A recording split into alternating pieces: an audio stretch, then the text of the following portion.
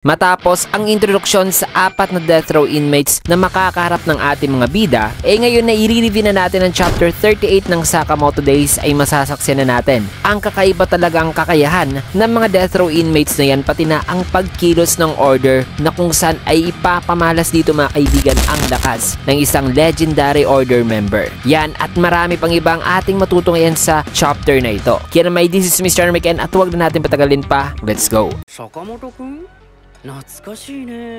Nagsimula ang chapter dito sa isang flashback na kung saan ay sabi ni Wutang na si Sakamoto na lang daw ang bahala sa kanilang young master na si Lu at siya ay magpapatuloy daw sa pag-imbestiga kay X o Slur. Nagbabala rin si Wutang na mag-ingat daw sila sa pag-confront sa mga baliw na mamamatay tao talaga kasi ibang-iba raw ang mga yon sa mga assassin o sa mga kagaya nila na triads, in which ay umalis na pala si Wutang mga kaibigan na sabi rito ni Sakamoto dito sa present na nagulat daw siya noon na umalis na lang daw ng ganoon si Wutang. Well, anyway, ang kanilang step daw o ang kanilang susunod na gagawin ay ang mag-gather daw ng impormasyon. Kaya ay pumunta naman sila ulit dito sa video rentals mga kaibigan para makakuha raw sila ng impormasyon sa mga death row inmates na yon. Kaya sa kanilang pagpasok ay binati naman sila ng mga nagbabantay at tinanong sina Sakamoto sa kung ano raw ang klase ng impormasyon na gusto raw nitong makuha rito. Nasabi naman ni Sakamoto na gusto raw niyang malaman ang tungkol daw sa death row inmates na nakawala nung nagdaang mga araw daw. Kaya nilid na sila nitong lalaki sa isang psycho horror section. Nasabi naman ni Shin na ang dami daw ng mga videotapes dito kaya namili naman sila ng mga puro R-rated daw halos talaga, in which ay sabi naman ni Shin na mas mainam kung papanoorin daw talaga nila ang lahat ng mga napili nila if possible.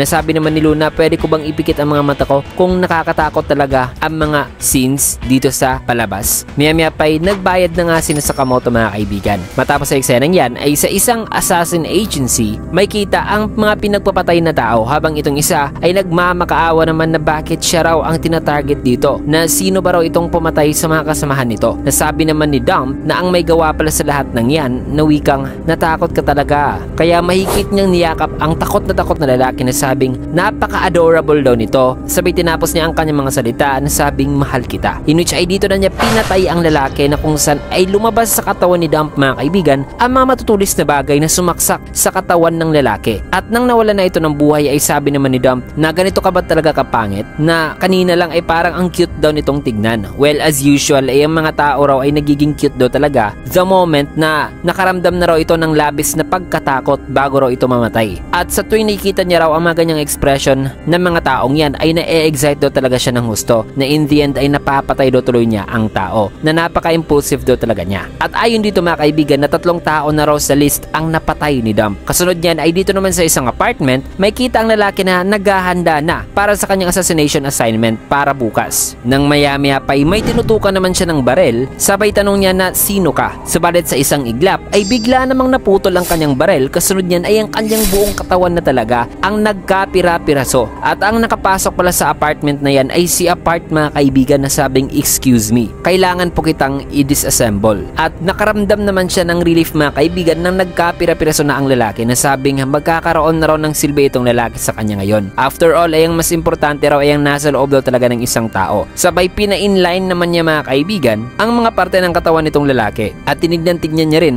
ang silid nito na nagustuhan niya raw sa kung gaano raw ka-organize ang lugar nito. Subalit may isa raw nawawalang manga dito sa shelf. Isang bagay na ikinakainis naman ngayon ni Apart kasi nawawala raw ang ika-7th volume ng manga na gusto raw niya itong i-fix, na nakakainis daw talaga. Kaya agara naman siyang lumabas at bumili ng manga sa isang store mga kaibigan, sabay bumalik at inilagay ito sa shelf dito sa apartment ng lalaking pinatay niya. Bagay na ikinasiya naman nitong si Apart na maganda raw talaga kung ganito, na siguro ay perfectionist daw talaga siya. At ayon dito na isa pa lamang sa target na nasa list ang napatay ni Apart. Sa sumunod naman na eksena ay may kita naman na nagchat-chat ngayon sa isang group chat ang 4 na mga death row inmates mga kaibigan, na sabi ni Dump na 3 D-rank targets na raw ang kanya napatay mula sa list, habang si Apart naman ay isang B-rank naman daw ang kanyang napatay. Nasabi naman ni So na ang bilis daw nila, na alam daw niyang medyo matagal-tagal na raw simula nung binigyan sila ng misyon, pero mas ginaganahan na raw sina Dump ngayon. Nadagdag pa ni So habang nakahiga lang at naka-laptop na dapat ay ilagay daw nila sa kanilang isipan na ang pagiging impatient ay unattractive din daw talaga. Tanong naman itong babae na katabi niya na ano yung ginagawa mo, nagtatrabaho ka ba? Nasabi naman ni So na wala, matulog ka na. Na ayon pa rito kay So na masasayang lang daw ang lahat, na ang aalamin daw ang personalidad ng ng kanilang target, ang past nito, ang mga interesting raw na nangyari sa buhay nito. Ang pagkakaiba-iba pa nila ay ang mas nagpapa-excite daw talaga sa kanya. Kasi ay ang ma-witness daw ang last moment ng kanyang target na kung saan ay alam niya talaga ang tungkol sa buhay nito ay ang bagay na exciting daw talagang ma-witness. Na tinitignan niya ngayon mga kaibigan kung kaninong huling moments daw ng kanyang target ang kanyang masasaksihan. Sabay may kita sa leads si Sakamoto mga kaibigan na nasa B+ pala ang kanyang rank. At ayon dito na wala pa raw napatay si So na kahit isa sa list. Sa sumunod naman na panel ay may kita ang mga hugis bola ng mga bangkay na pinagpapatay naman ni Minimalist na sabing gusto pa raw niya ng marami pa na kailangan daw niyang humanap ng paraan na masatisfy daw talaga niya ang kanyang sarili kaya ay dapat ay makakita raw siya ng S-rank na target. At ayon dito na 15 na pala ng mga target na nasa list ang napatay ni Minimalist. Matapos ang eksenang yan ay sa isang sasakyan ay marinig naman ang boses ni Shishiba na sabing may mga sketchy raw ng mga tao na ang nagwawala raw dito sa paligid nila. Nasabi naman ni Nagumo na totoo ba yan? Na natatakot pa naman daw siya sa mga masasamang tao. Nasabi naman ni Hyo na di ka naman nakaka-convince. May kita naman dito ang matandang miyembro ng order mga kaibigan. Nasabi naman ni Shishiba kay Usaragi na di ba liliko ka sana pakaliwa? Nasagot naman ni Usaragi na di niya raw napansin, aatras na lang daw siya ng konti. Sabi naman ni Nagumo na wala raw sasakyan sa likod. Na ayon naman kay Shishiba na hoy, nasa freeway tayo. At by the way, napaka-cool mo palang tignan habang nagdadrive. Maya-maya pa ay muntik namang mahulog sa upuan ng matanda. Kaya pagalit namang sinabihan ni Hyo si Usaragi na hoy, mag-ingat ka sa pagdadrive Usaragi. May matanda tayong pasahero rito. Mingi naman ng paumanin si Usaragi. Kasi sinabi raw kasi ni Shishiba na umabante na raw. Sabi naman ni Shishiba na hoy, ilagay mo sa steering wheel ang dalawang kamay mo. In which ay sabi naman ni Hyo na anyway, sino raw may pake kung may mga death row inmates daw ang nagpagala-gala ngayon. Na kahit ang ni sino raw na nagkukos raw ngayon ng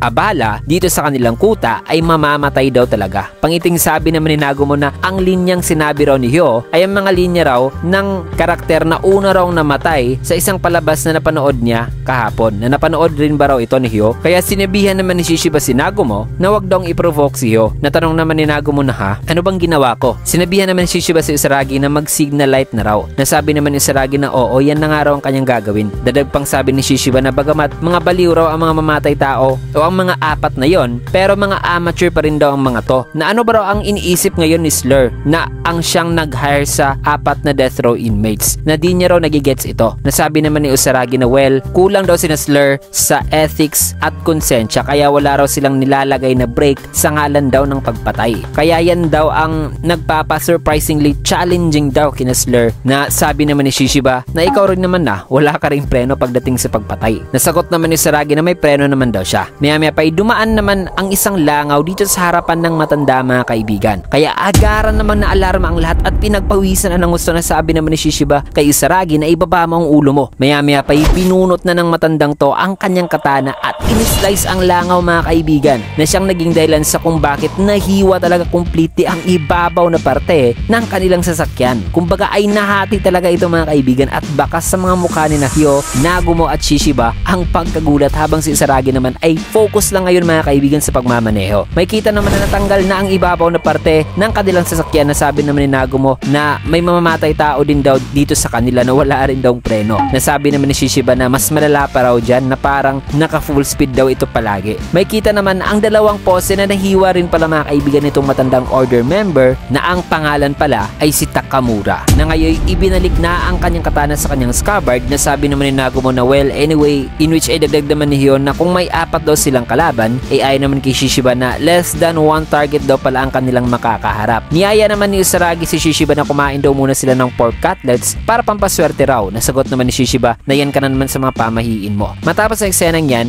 ay balik naman dito kina Sakamoto. May kita naman na nakatulog pala ito habang nanonood ng palabas mga kaibigan na nirent nila. Nasabi naman ni Shin na nakatulog daw ito habang si Lu naman na nanonood at kumakain ay sabing isang gore lang daw pala ito na movie na wala raw palang nakakatakot dito di gaya sa in-expect niya. So kumilos na ang order mga kaibigan para i-pursue ang apat na death row inmates in which ay dito naman sa death row inmates ay sinimulan na pala nila ang pagpatay sa mga taong nasa kanilang listahan. Kaya na may kaabang-abang talaga ang mga susunod na mangyayari sa susunod na chapter sapagkat masasaksihan na natin ang simula ng paghaharap ng ating mga bida sa isa sa death row inmates na magbibigay talaga sa atin ng matinding bakbakan mga kaibigan. Kaya tutok lang kasi dito mo natin tatapusin ng video. Sa last panel na ito. Kaya naman kung gusto nyo yung video, can get a like, comment, follow, and subscribe na rin for more videos like this. Maraming salamat and see you guys again on my next video.